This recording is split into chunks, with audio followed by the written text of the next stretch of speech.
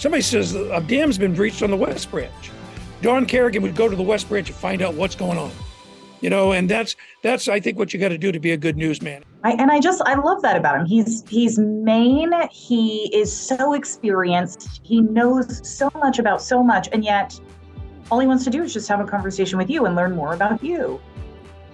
One of the guys that I really probably need to thank for helping me along as a young cub reporter years and years ago. That's part of what makes Don Don is that he's been around for so long. And so everybody knows him. I mean, and he knows everybody. It's always a hoot. You go to the State House with Don, and he's better known than most of the legislators up there. He really is. He's very generous with his time, with everybody, and he's incredibly thorough about the work that he does.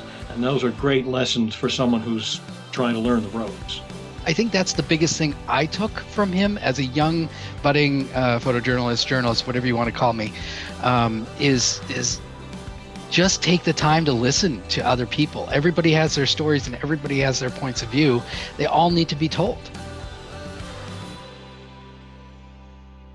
Hello, everyone, and welcome to this week's version of Talkin' Town Talk. I'm your host, Larry Seidlinger, and tonight I have got the very, very, very special guest, Mr. Don Carrigan, the legend of Maine broadcasting, the most trusted name in news journalism. Don, I can't thank you enough. In all fairness and disclosure, we've been friends. We go back a long time. Back to high school. Back to high school. You're much older than I was, a year ahead of me in school. Yeah. I can't say thank you enough. The most trusted name in Maine journalism. That's pretty heady words. You're pretty kind. Well, no, it's not me. That is, and I've got my notes here because as what I've learned from you and all the road trips we've taken together is to take good notes. But that's by the people that know you and your colleagues that have worked around you. Pretty interesting stuff. Well, I've been so lucky to have found this career. We went to Lincoln Academy together. When I got out of Lincoln Academy, I didn't really know at all what I wanted to do in my life. I was a not very good student. We had that in common. Because I was a lazy student. The first time I ever heard the word underachiever was when Mr. Davis, the guidance counselor, applied it to me. And I bounced around the University of Maine, went through a couple different majors, but I was lucky. I discovered radio. And they had a campus radio station at the University of Maine.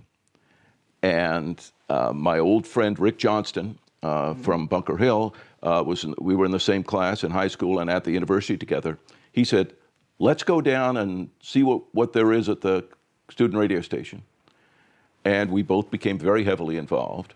Rick was a much better student than I, smarter too. But anyway, he went into banking, and you went into... That was his brother. The brother went into banking, okay. Yeah. Rick was in broadcasting for a while, and then went into the nonprofit world where he had a great career. Okay. And I found out that radio was something I could do.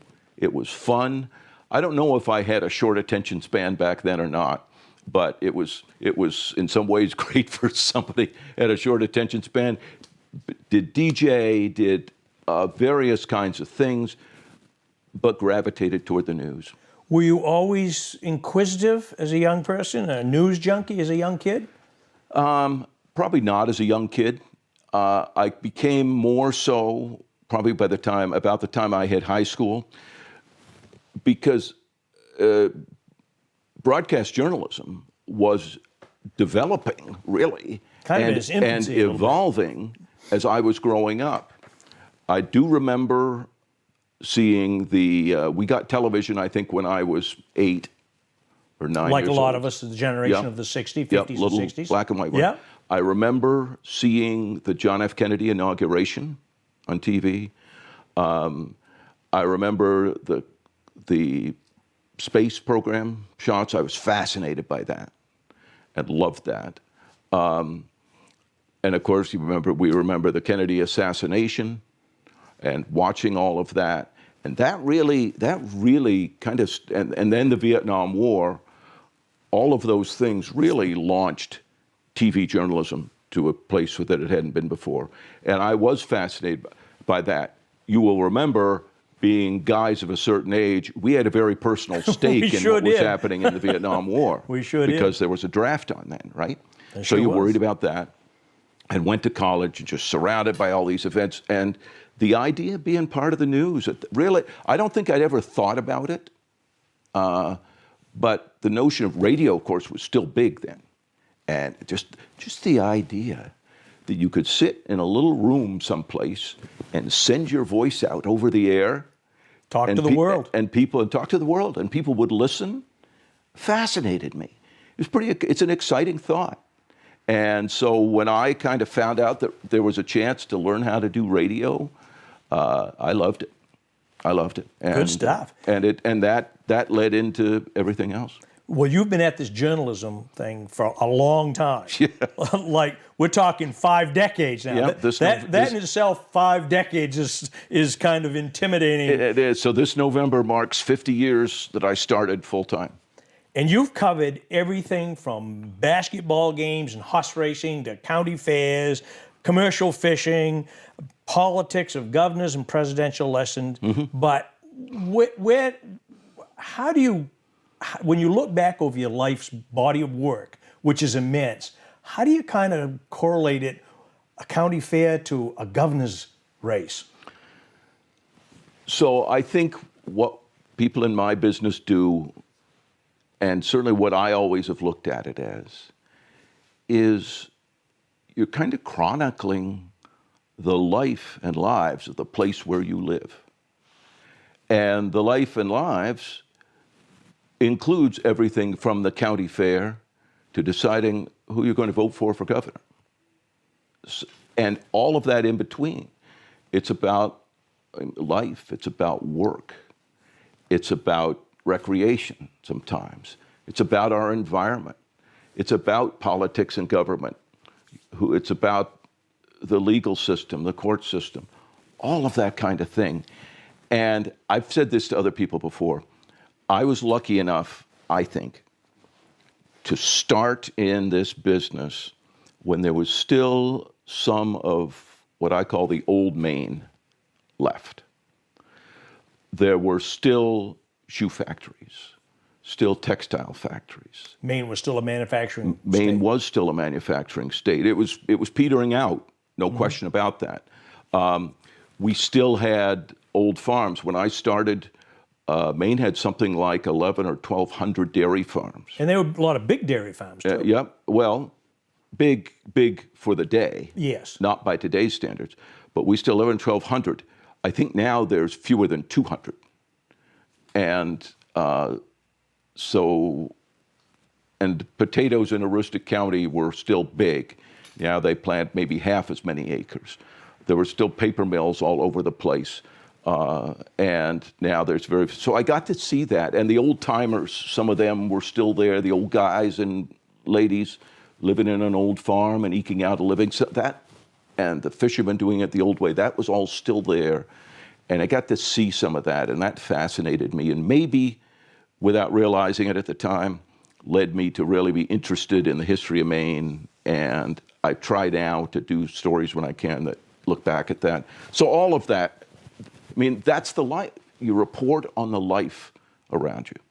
So let's start at the beginning of 1974. You graduate from UMO. Yep. Your first job. So 1973 was the summer of 1973. I was heading into my last semester at school. I was a little slow. I was running late. That underachiever was must have showing been, its ugly head. And so I got a part-time job that summer, keeping the campus radio station on the air, myself and 2 others.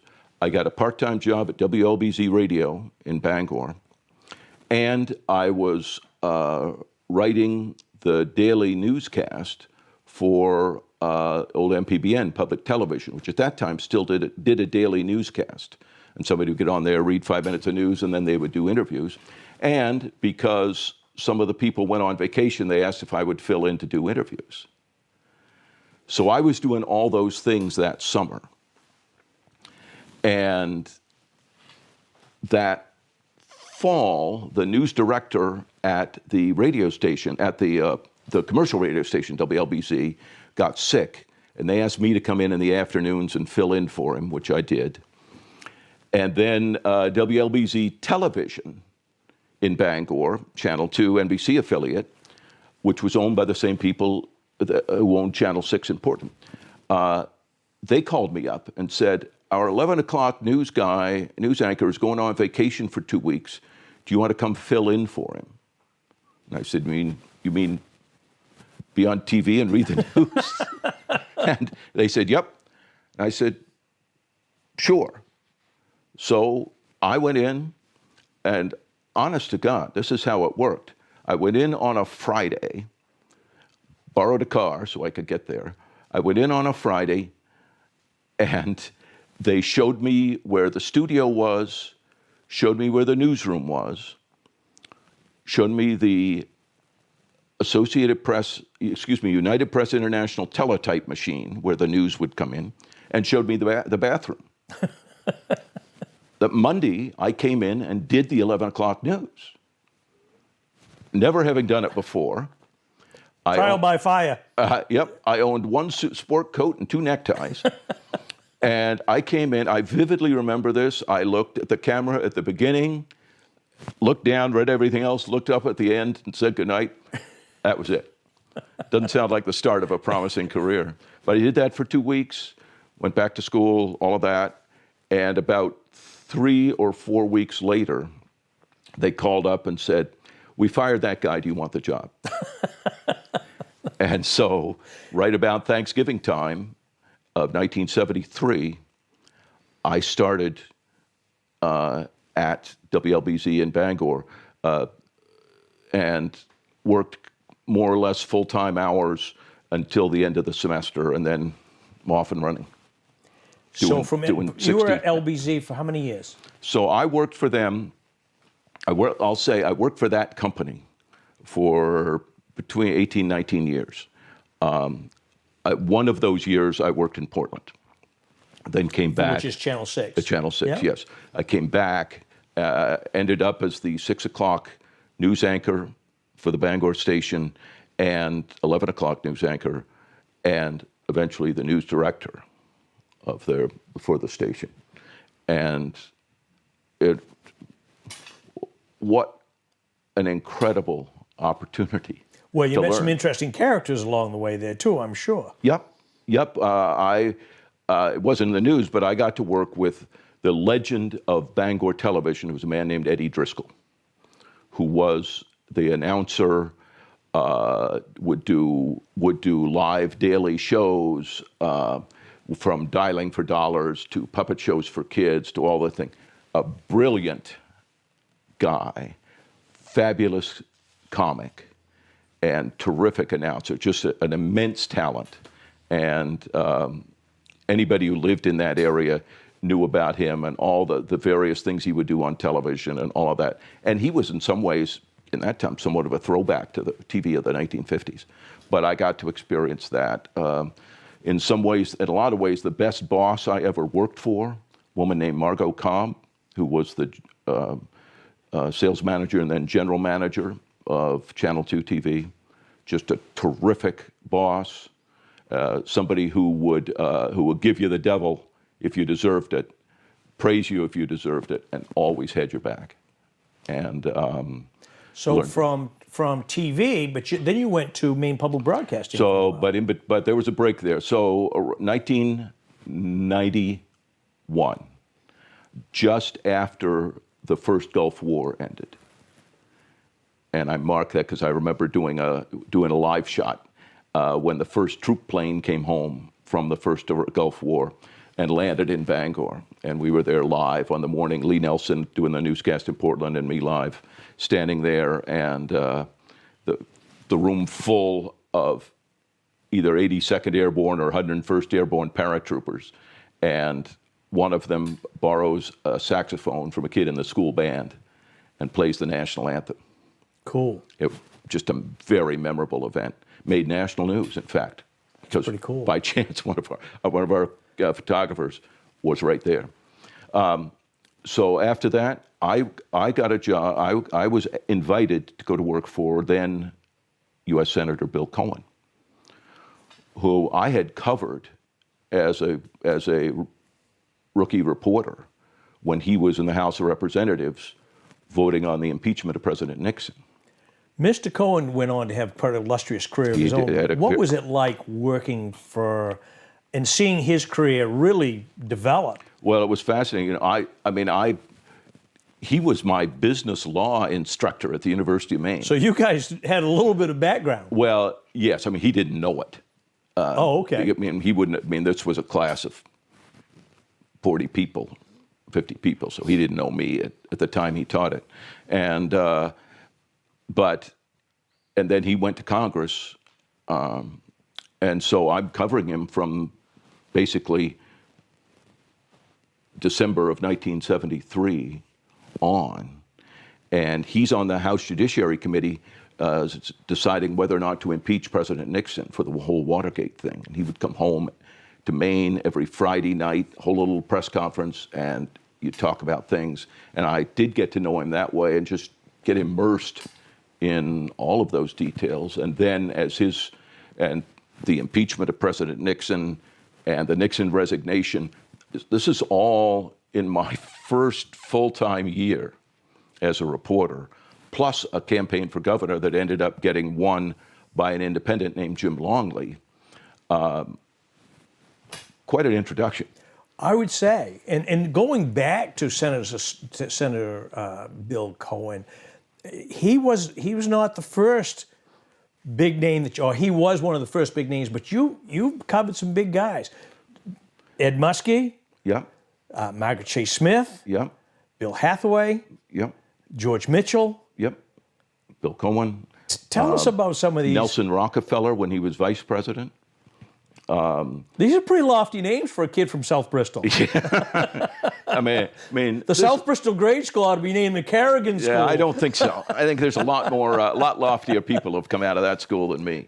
But you know, that's what you do as a reporter.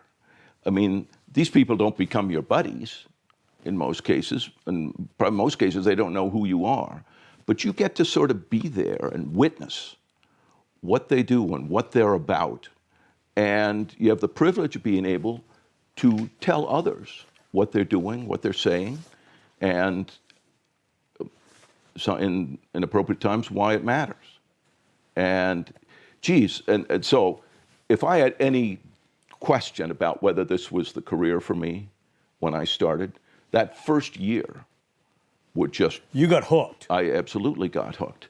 And... I mean, these are legendary people in Maine politics. Yeah. Legendary. But it's also the events swirling around them. Absolutely. Muskie ran for president. Yeah, that was before I was reporting.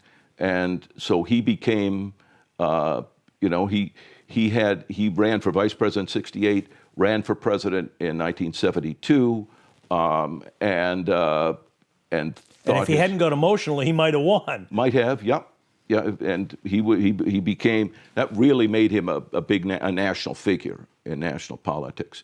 And ultimately, at the end of his political career, President Jimmy Carter made him Secretary of State in 1980. So he was Secretary of State helping to bring an end to the Iran hostage crisis, which helped bring about President Carter's downfall. And so Muskie was involved in that. Muskie had to resign as a U.S. Senator. Then Governor Joe Brennan appointed a judge named George Mitchell to the U.S. Senate. 2 years later, Mitchell ran and won on his own. And it became pretty... 6 years after that, he became U.S. Senate Majority Leader. Yeah, pretty heady stuff. Yeah, and you're immersed in this, and Maine matters because, by the way, 1980, Ronald Reagan gets elected president. Who gets elected vice president? George H.W. Bush, who spends parts of his summers in Maine. And all of a sudden, Maine, Kennebunkport, Maine is one of the most famous places on the East Coast. Yeah, so all of that, as a young reporter, the place you're at is on the map. And you don't. Wicked exciting. And I'm sure looking back, you don't think about, when you're in the moment, you don't think about it. But as you look back and reflect, some pretty good stuff. Yeah, yeah. Now, most of what you're doing is the local stuff. You're reporting on, the development of a new business or the closing of an existing one. You're reporting on a toxic waste dump discovered on the shores of a lake in Washington County, which I did do. A halibut fishing off of Port Clyde. Yes, more recently. The ups and downs of the fishing industry, the ups and downs of the farming industry, all of that. That's the meat and potatoes of what you're doing as a When local you were reporter. at PBN and you were really you were at the State House a lot. Yes, when I went to public television, yeah. That was after the 3 years with Bill Cohen that I went to Maine then MPBN, now called Maine Public. You really found your way around the halls of Augusta. I did. I mean, I had covered it a lot prior to that, but that became a primary focus. And you've covered every governor since Governor Curtis. Yes, so Ken Curtis, Democrat governor. And we're going back a long time. Was still governor, yes, 50 years ago. He was in the last, next to last year of his term, and 1974 was a campaign year, and so covered him some. I worked afternoons and nights, so I didn't go to Augusta as much unless I wanted to come in early for no pay, which I did a lot, because you want to be part of it. Sure. And and then this fellow Jim Longley, and insurance salesman from Lewiston, gets elected governor. And then I covered him extensively. Hard-driving guy. Hard-driving guy, interesting guy, controversial. He would say things sometimes that you didn't quite comprehend. In those days, being politically correct had a different meaning than it probably does today. Yeah, I mean, I think it means different things to different people. And he said he was a well-intentioned guy who would try to call it as he saw it, and sometimes sometimes the way he said things was you'd leave you scratching your head, but and he was all about trying to find efficiencies and cut costs, and he just battled and butted heads repeatedly with the legislature because he was the first independent. He wasn't part of either party. Wasn't he the first independent governor in the country? He might have been. I should remember that, and I don't. You did better research than me. I'm not sure that's accurate either. He might well have been. But pretty interesting in my time covering politics. Why 2 independent governors? So yeah, this is true. Of all the governors, I'm going to put you on the spot a little bit. Uh-oh. Of all the governors, who was your favorite to talk to? That's a lot of governors too. You've got Baldacci, McKernan. So I'm not going to single one out. What was the era that you enjoyed the most? Well, they're all good. Joe Brennan was a Democrat governor, for those who don't know, in the 1980s. From Munjoy Hill? Excuse me? Wasn't he from Munjoy Hill? From Portland guy, his father worked on the docks, all of that stuff, working class guy as governor. And he was a very likable guy, and he had been a pool player for money as a young man. I got to do a story with him, maybe it was his last year as governor. I went in and did a story with him playing pool in the Blaine House pool room, where I'm not a pool player. I'm terrible at it. But it was fun. Anything to get the story. Yes, well, and that was the story, because he had a reputation as being this guy, having been maybe a little bit of a hustler back in his youth, because that's the world he grew up in. How do you see, not to interrupt, how do you see the change in a governor's relationship with the people from a Governor Curtis to a Governor Mills? With the people in general? Yes. I think That's an interesting question. In some ways, the relationship with the citizens is the same. You're there, ideally, you're there as governor to serve them, to both be their leader and the guide to do what they want. The challenge, of course, is not everybody wants that.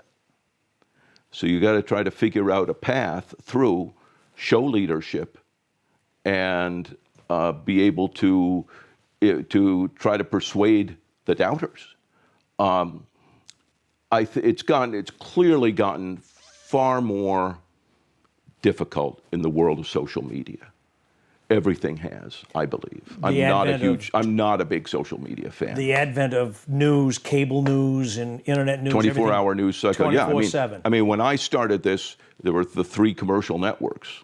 It's changed a lot. And now there's all kinds of them. There's news networks on TV that some I'm not even familiar with, and then of course all kinds of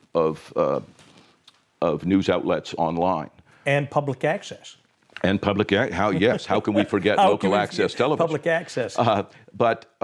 So it's a much more complex media environment. That makes it more complex for the politicians.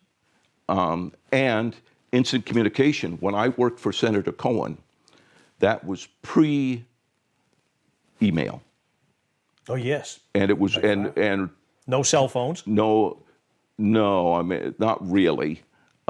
Some rich people maybe had them, but not much. And the internet hadn't arrived really. This is 91 to 94. 94, the internet's really just starting to appear. Yep. And we did have email internally in our office, but the public couldn't email us.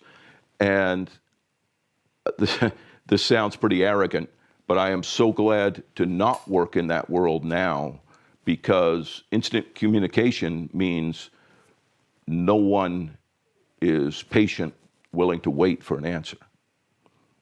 And so how do you see technology, what it's done to the news business? Oh, it's changed everything, right? A lot of ways for the better. I brought visual aids. Let me use my visual aids. When I started in TV, 1973, we were recording stuff in the field. When we would shoot a news story, it would be on this 16 millimeter black and white film, where you go out with a camera. It's like making movies in the 1930s. And you said that's 100 feet of... 100 feet of film, 2 minutes and 47 seconds. 2 minutes and 47 seconds. This is a little bit more, a few minutes. And so you would come back. You would go out and shoot a story, maybe a couple of them. You had to be conservative because film was expensive. Long-winded interview. Film was expensive. A 12-minute load of film cost $50.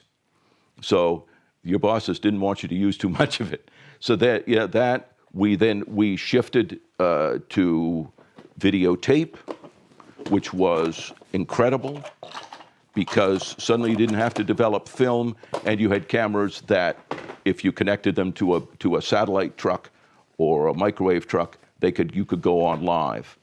That technology's gradually shrunk to this tape, and now video is recorded on a little card about that square that maybe can record an hour, and everybody is walking around with one of these. Everybody in America virtually is out there with a TV camera. Connected 24/7. Correct. Meaning almost anything that happens, somebody's going to get a picture of it or record it on video. And so there's, that's good and bad, because things can be misused. You got to make sure it's genuine, all of that. But all of that, so the technology has allowed us to do things we never could think of doing before. The young people, I'm an old troglodyte when it comes to the technology, but the fabulous younger reporters and photographers, which I want to talk about, some of the people that are just, they're able to do wonderful things with editing and all of that, and it's fantastic. But the the essence of what you do as a broadcast journalist, any journalist really, is unchanged. Your job is to observe, see what the story is, go and find out the truth, find out what's happening, why it's happening, what it means, and then be able to explain that to the viewers, in my case, or the readers, in a coherent, thoughtful way that is fair, is accurate, and doesn't take any sides. Tell them what's going on. You have kind of a favorite thing that you've been involved with, On a Flight Maine. Mm-hmm. You've been to Washington, D.C., and certainly you're dealing with history with all these veterans. Yeah, I've been lucky. We talked a while ago about the draft that we faced when we were in high school and then of college age, and I got lucky and got a very high draft number. As I did myself. In the lottery, so I didn't get drafted. Covered various military things over the years. In 1990, what year was it? Now I can't remember. 96 maybe. 2004. I'm sorry. When they dedicated the new World War II memorial in Washington, D.C., I was sent down to cover it, and great experience. And I've had an interest in veterans things for a long time. As a reporter in Maine, you cover veteran stuff a lot because sure. Maine has a lot of them. Maine has, as a proportion of our population, we still have a tremendous number of veterans compared to most other states. And knew all these I grew up around all these sure. guys who were World War II vets, sure. and my people of my age went to Vietnam. I covered them still struggling when they came back, all of that. So Honor Flight Maine comes along, and I said, we ought to be part of that. And so went down with them on the first trip after they'd been doing it for a year or two. And we went along on a trip to Washington. It was just magical. Your reporting really brought back to the folks here at home watching the enormity of this On a Flight in Maine mm-hmm. and what it has done for our veterans. It has, and it's a national organization. It is. And when I started covering it, the fellow who had originally gotten it going when he was a physician's assistant with the VA out in the Midwest, had moved to Maine to Vinyl Haven. He was the physician's assistant on Vinyl Haven. And he started in a small way. He was also a private pilot. And that's how it all began. Private pilots taking some of these guys to Washington, D.C. to see the World War II memorial while they still were able to. And then it grew. And because he was here, that helped it too. And I think our coverage did help spread the word about it, and also helped show people what it means to these veterans. And it's grown, and I'm pretty humbling experience. It is a humbling experience. Again, for someone who didn't serve, to be able to do a tiny bit to help those who did serve get recognition, it's great. I'm sure your colleagues at Channel 6, they know they're working with a legend, but you've really worked with some impressive names. Dick Goslin, yeah. Cindy Williams, Lee Nelson, Pat Callahan, yep. Rob Caldwell, Sharon Rose, Lee Goldberg, and the list just goes on and on and on. And now you got some young folks there. What's your take? You've got a really great mix where you work. You've got some old timers, so to speak. Most of us old timers are gone, have retired or moved on. Bill now. Green, I don't want to forget yep. him. Yep. So Bill Green and I started out together in Bangor. I met him in 1974. Channel 2 was so small in Bangor then and he was well regarded as a college broadcaster. And he filled in for Mike Trudell for 2 weeks. And that was about the last time I was able to take 2 weeks vacation. I was a studio cameraman. I was an undergraduate at Maine. I was working my way through school. I'd I probably was no longer at a minimum wage, but, I was right about there. And so those are the 2 weeks I was off, but I came into the studio a couple of times to say hello. And I met him in August 1974. I remember it vividly. And then we were together at the university. In the 70s, we were working together at Channel 2 in Bangor. So he was doing news and I was doing sports. So we worked together every day. But we started out together. When I got there, he was working daytimes and going to school nights. Then he shifted and came working nights with me as my photographer and studio camera guy. And he was a sports guy too, wasn't he? Well, eventually, we had a reporter who also did sports at that point, and I would let at Bill where we'd go out and cover high school games at night, and I'd shoot him and come back and let Bill do a voice track for the game, and which he loved.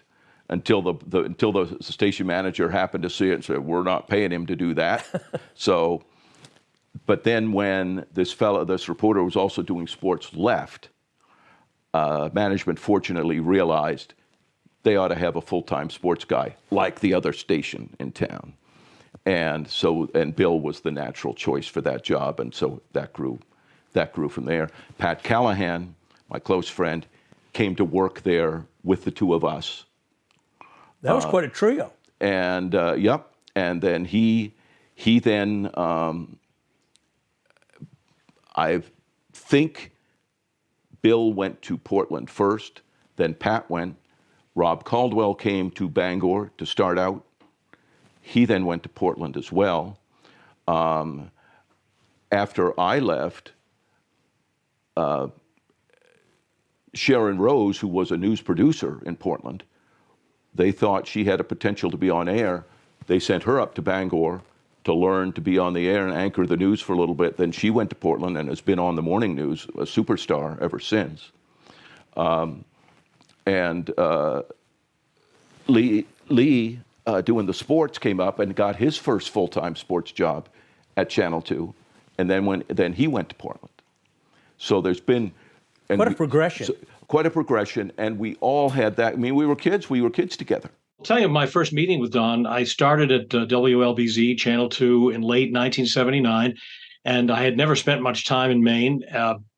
And so it was, I was coming up from I was living in New Hampshire at the time. And so I get in my car and drive up to Bangor and stop in at the station to meet everybody. And there's this guy in the newsroom wearing like a lumberjack plaid jacket and full beard and fairly long hair. I'm thinking, they put this guy on TV looking like that? And I didn't realize that he'd grown a beard apparently for one of the plays he was in. He was appearing as a character. As you know, he does regional theater all the time. But at the time, it was not common to see men with beards on TV.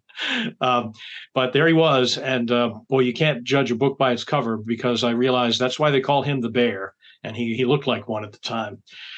What I quickly learned is how solid a reporter he is, but even more so how solid a person he is.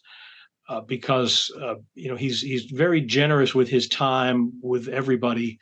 And he's incredibly thorough about the work that he does. And those are great lessons for someone who's trying to learn the ropes. Let me begin with the beginning. Don Carrigan, as assistant news director at WLBZ in Bangor, hired me to replace Pat Callahan, who was moving from Bangor to Portland. I then worked with those guys for about the next 40 years. Their desks were right across from mine in the newsroom. How crazy is that? Don Carrigan hired me to replace Pat Callahan. And you worked with Cindy Williams? And Cindy Williams. Lee Nelson. And Lee Nelson, when they were in Portland. Lee first. Cindy was still at a station in New Hampshire then, and then came to Portland as well. So I knew them. A fabulous reporter named Bob Elliott. Oh, yes. Who I never worked with directly. He was in Portland. He was a South Portland guy, went off to college, and was a reporter for NBC News, and decided he wanted to come home, and came back to Portland and did these fabulous stories for us before his very untimely passing. And, there've been just Bruce Glazier doing the sports, a lot of people. Joe Cooper on the weather. Yep. You've really been surrounded by some incredibly talented people. Greatly talented people, and then since I went back to Channel 6 2003 from public television. They asked me, "Would you come back?" And I said, "Sure." So I did, and have been lucky enough to work with a lot of outstanding people ever since, still do. And these are all people that we've talked about that are in front of the camera, but you've got some really talented people that have won some pretty impressive awards behind the camera. Oh yeah, Mr. Craddy, that we've So we've got a great team of photographers, and the name you just mentioned, a fellow named Kirk Craddy, who just naturally gifted at this job, and he became the photographer for Bill Green's Maine for 6 years, I think, 5 or 6 years. And Bill retired, and Kirk shifted over to the 207 program. And, you know, he's got, you mentioned that Emmy Award. We're going to talk about that Emmy in just a second. He's got 6 of them. It's funny you say living legend. I like it. So I got blessed when I started working at Channel 6. My job was literally, I was hired to be the bureau photographer with Don. They were just starting the Midcoast Bureau. At that point, it was in Rockport at the State of Maine Cheese Factory, of all places. And then we later partnered with Village Soup. But I because I grew up in Bath, I was living in Bath, so I was kind of a Midcoast boy. So for the better part of 5 to 8 years, I think I was one of his bureau photographers, and those are back in the Togus days, the Togus the cat days, if you remember that. And Don and I would obviously Don spends a lot of time when the legislature is at the State House, and we had a thing going, a bet, going as to when we walked in the door, we had a timer to see, who was going to be the first person and how long it took for somebody to say, "Hey, Don, how's your cat?" And sometimes we would make it, 5, 10, 15 minutes. And sometimes it was like 10 seconds. And Don, every time somebody asked him that, no matter how old it got, and even unfortunately after Togus's passing, he still answered with great enthusiasm and great friendliness, and chummed up the people who were talking to him. And I think that's the biggest thing I took from him as a young budding photojournalist, journalist, whatever you want to call me, is just take the time to listen to other people. Everybody has their stories and everybody has their points of view. They all need to be told. And, now, I started working. I often say that I traded mustaches from Don. I went to Bill Green. I got to use a lot of the skills that I learned from Bill, transferred them over. From Don, transferred them over to Bill. And between the both of them, I feel like, I've learned more in those years about my profession and how to treat other people than I have in a lifetime of experience and schooling and whatnot. And now he's part of 207. I can't seem to get rid of him. How could I miss him if he doesn't go away? As you know, we get to work together every once in a while still.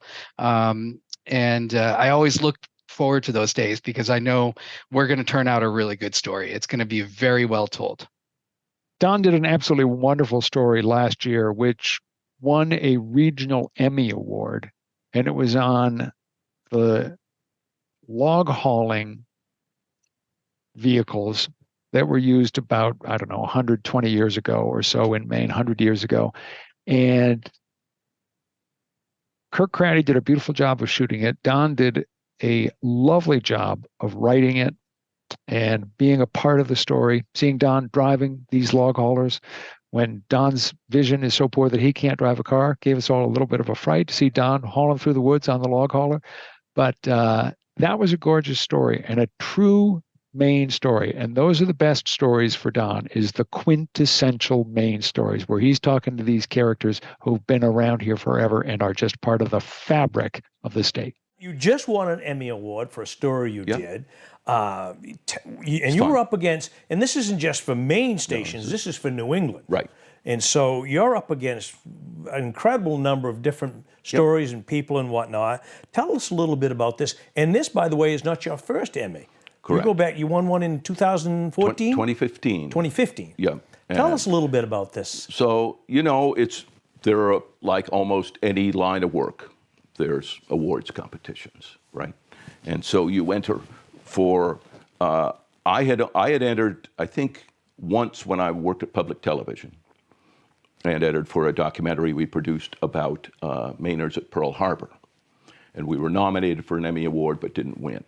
So you submit, then it gets judged, and a certain number of those that get submitted get nominated, and then from those nominees they pick a winner. I've certainly been on judging panels, and to be honest with you, so you choose all the ones, you choose the nominees get chosen. As a judge, you're blind to who those are. You just rate the ones, each judge rates them on their own. So then in 2015, I won an Emmy Award for a series I did on the three guys running for governor of Maine the year before, 2014, who were Paul LePage, Mike Michaud, and Elliot Cutler, whose fate has gone downhill since then. And we tried to do very personal, kind of the old ABC, Wide World of Sports used to use the phrase up close and personal. And we did, for those stories, I asked each of them to take me to some place that has huge meaning to them and helps to form their political views. And so Mike Michaud took me to the paper mill where he used to work. Elliot Cutler took me to Acadia National Park where he worked as a teenager. And Paul LePage took me to his old French neighborhood in Lewiston. And they were good stories. And to my massive surprise, that won an Emmy Award. I've submitted others over the years, got nominated, no luck. And then this year, we submitted, this is a story that Carrigan and I did last year that we titled Lombard's Genius. And it's a historical piece about a remarkable Maine guy named Alvin Lombard back in the late 1800s. He was an inventor and a just mechanical genius, and invented various things, stuff to make water wheels work better and all of that, and that's where he made his money. So around 1890, I think, he saw that the Maine woods industry needed a better way to haul wood out and move it around in the winter than big teams of horses. So he developed this machine to go on snow, put a steam locomotive on top of it, and was able to haul these trains, literally trains of logging sleds, through the woods. And in the process of doing that, his genius was he invented an endless track to ride on the snow, to propel the thing, and that is what we know now as the Caterpillar tread that drives bulldozers, excavators, army tanks all over the world. Alvin Lombard invented that, this Maine guy that most Mainers don't know about. And Caterpillar has made a gazillion dollars off it. Yes, so a guy in California took his Alvin Lombard's basic design. There were some lawsuits that just didn't work out well for Alvin. Took his design and did what he did with it and named it Caterpillar. Named it Caterpillar. But the story that So the story we did was fun because there's this great little museum in Bradley, Maine, across the river from Old Town, called the Maine Forest and Logging Museum, which I covered as a reporter when they were starting it and building it. So, and they've got this old sawmill. It's a water-powered sawmill, and they're a tribute to the history of the Maine lumbering industry. And they've got 4 of these damn machines, and including 2 of only, I think, 3 steam-powered ones left in existence. These log haulers, we went up in March of last year. They don't run the steam ones in the winter because if they don't get every drop of water out, it'll freeze and ruin it. So we used a gas-powered one. And I got a chance to drive it, which was fun. And Kirk Craddy, who did his fabulous camera work and editing that just made the story. And so, and you had these characters there, these guys who have a love for this stuff and keep it going and make it work and learn the history, retired engineering professors and people like that, and you just love it, and you can tell. And character is the most important element of a story. If you don't have good character, it's tough to make a good story. But then, the character, content, and the visuals and the editing are what make it. So that takes me to my next question, or the story that didn't win the Emmy was the El Faro, which has a lot of meaning along the coast here, because we had some folks from Rockland that we lost. It's about the El Faro was a big cargo ship that sank off the coast of Florida, way off the coast of Florida, in 2016, I think it was, in a hurricane, blundered into a hurricane that it shouldn't have been in, and the ship sank. 33 people died, including 4 from Maine, all Maine Maritime Academy graduates. And speaking of character, this fellow from Warren named Jay Sawyer, who is also a graduate of Maine Maritime Academy, a welder, an artist, decided he wanted to create a memorial to these guys and to the people, including 2 of them from his hometown of Rockland who died. And we'd followed this and then put it together, told that story, and I loved that story. It was a great story. And because, I love the emotion of Jay, who did all this, and his passion for it. And passion counts. It sure does. As well as talent. And the memorial, that didn't win, that was nominated for an Emmy, didn't win, but the memorial was attracting a lot of people, and so that's terrific. Is. Well, Don, we could, as old friends of 50 years, we could go on and on all afternoon here, but I have one closing question. This thing called life, we only get one shot at it. And in broadcasting, part of life, you get one shot at it sometimes. Who is that one story, or what is that one story that you wish you could have told that you never got an opportunity to, or you haven't had that opportunity yet?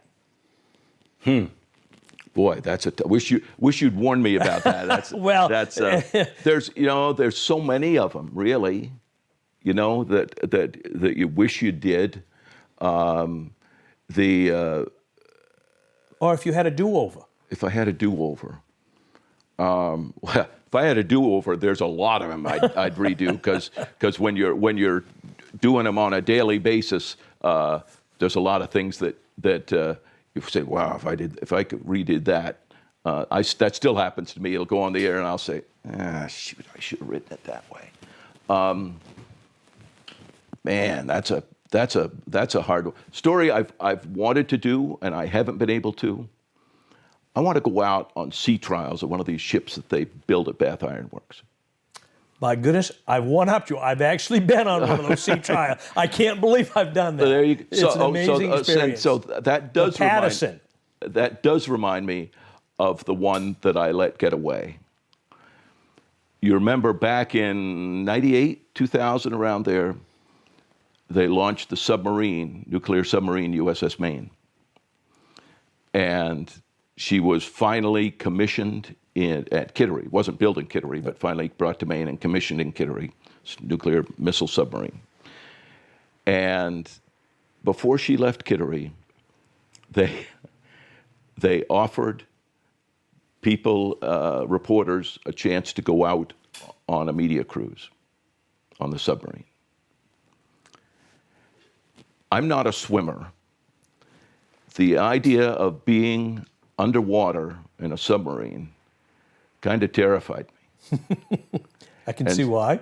And so I said, I just didn't dare to do it. I was at public TV then. I just didn't dare to do it. So I didn't go. My former tough competitor in Bangor, Don Colson, longtime news director and anchor at WABI, very good guy, great journalist. He went, I saw the story, the program he put together, and I watched that and I said, how stupid have I been? Why didn't I do that when I have the chance? Because I'll never have the chance again. So I guess that's one of the, there's lots of people I wish I'd interviewed, all of that. But that one got away. But I let that one get away. Well, Don, I can't say thank you enough for taking time out of still a busy schedule. Yep. After 5 decades, still going strong. Yep. You're now with 207. Yep. Enjoying giving. Oh yeah, it's a lot of fun. You know, a lot of fun telling the story. You get a little bit more time to tell the story. I do, and I don't have to have a daily deadline, which is really nice. That's nice. No pressure. No, or not as much pressure. Correct. Maybe. Correct. You still put a lot of it on yourself, but if you don't do that, then you're not going to be as good as you might be. Right. So I'm very lucky. It's a young person business I'm in, but I'm very lucky that I'm still able to do it. I hope still able to do it at an acceptable quality level, and that the company still likes what I do enough to keep me there at my advanced age. So well, I've been they'll hear incredibly from lucky. us. If they do anything different besides when you call it quits, they'll hear from us here in Maine, that's There for you go. sure. But I want to say thank you so much for taking this opportunity. Thank you. Old friends sitting down and helping LCTV tell the story of Don Carrigan in 50 years of being in the broadcast business. Thank you. I It's a can't say pleasure. thank you enough. He has to either come to Augusta or he has to come to Portland, and yet he still chooses to live in Bristol. I mean, it says so South much Bristol. about his. Yes, in South Bristol, you're right. It says so much about his commitment to his community, let alone his commitment to his job here. He loves the storytelling. He loves meeting people, and whatever obstacles he has to overcome to do that are worth it to him. And yeah, again, I can't say enough how much I love and respect the guy.